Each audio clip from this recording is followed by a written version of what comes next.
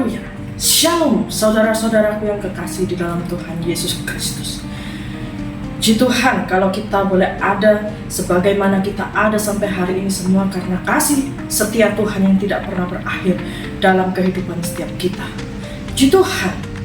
Saudara, hari ini saya akan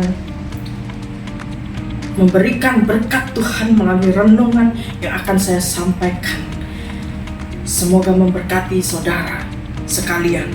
Renungan ini bicara tentang kesetiaan yang menggerakkan rencana Allah. Saudara-saudara yang dikasihi Tuhan, kita tahu bahwa kisah Rut adalah salah satu narasi paling kuat dalam kitab Perjanjian Lama mengenai kesetiaan. Di tengah situasi krisis, kehilangan dan ketidakpastian, justru muncul seorang pribadi, seorang perempuan Moab yang menunjukkan komitmen luar biasa kepada Naomi dan kepada Allah Israel. Kesetiaan ini bukan hanya mengubah hidup Rut, tetapi juga membuka jalan bagi terpenuhinya rencana besar Allah bagi sejarah keselamatan.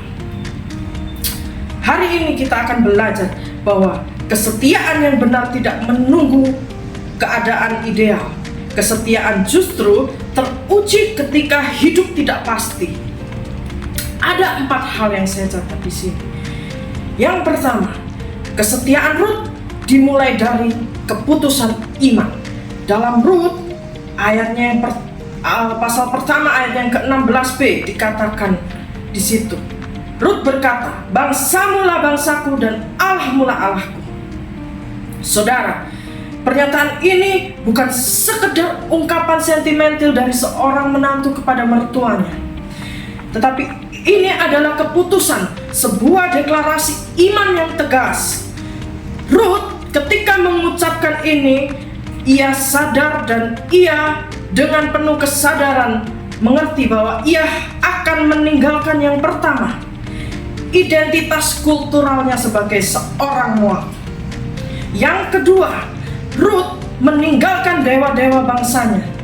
Dan yang ketiga, Rut meninggalkan masa depan sosial ekonominya karena ia tidak tahu ya untuk apa? Untuk mengikatkan diri kepada Allah Israel.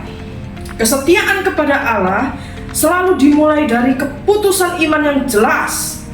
Kita tidak bisa setia kepada Tuhan jika komitmen kita masih terpecah, masih ragu-ragu, atau masih menunggu situasi tertentu menjadi mudah.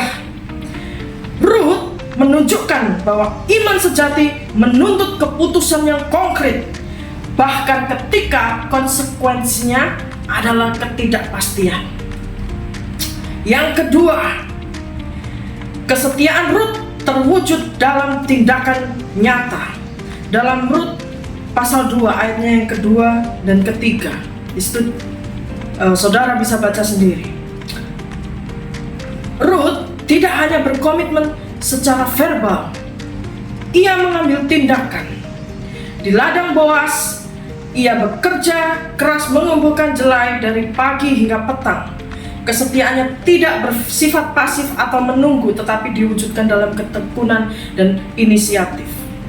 Kesetiaan kepada Allah bukan sekedar kata-kata rohani atau niat baik. Kesetiaan itu menuntut 1. Kerja keras. 2. Konsistensi. 3. Tanggung jawab.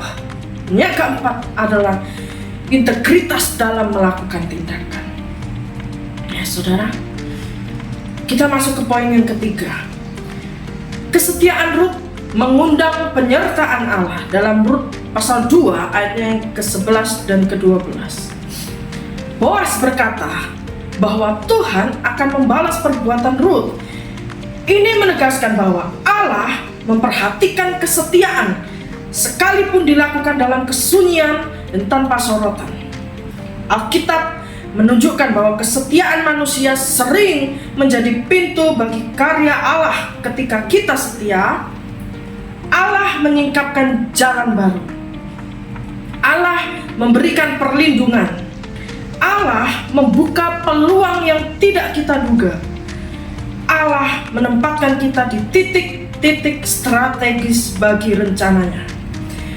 Saat itu saya yakin dan percaya Ruth tidak pernah membayangkan bahwa kesetiaannya akan membuatnya menjadi nenek moyang Raja Daud, dan bahkan pada akhirnya ia menjadi garis dari keturunan Mesias. Saudara, yang keempat, kesetiaan Ruth menjadi berkat bagi generasi selanjutnya. Dalam Ruth pasal 4 ayat yang ke-13 sampai ke-17. Tidak hanya Ruth yang diberkati dengan keluarga, tetapi keturunannya memainkan peran fundamental dalam sejarah penebusan. Dari wanita Moab lahirlah Obed, ayah Isai dan kakek Daud.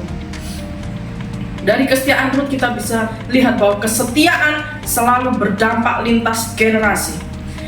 Bahwa kesetiaan membangun warisan rohani, dan kesetiaan membuka jalan bagi orang lain untuk mengalami Tuhan.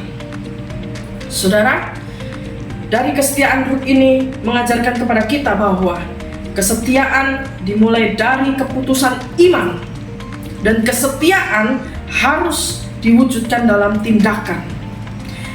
Kesetiaan kita mengundang penyertaan Allah, dan kesetiaan menghasilkan dampak generasional yang akan terus menerus pada anak cucu kita.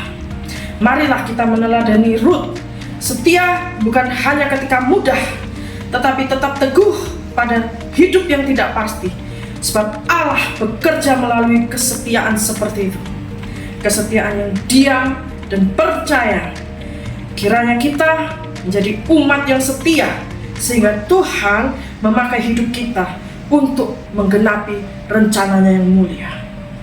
Puji Tuhan, renungan tidak saya panjangkan, tetapi biarlah renungan ini boleh memberkati saudara. Tuhan Yesus memberkati.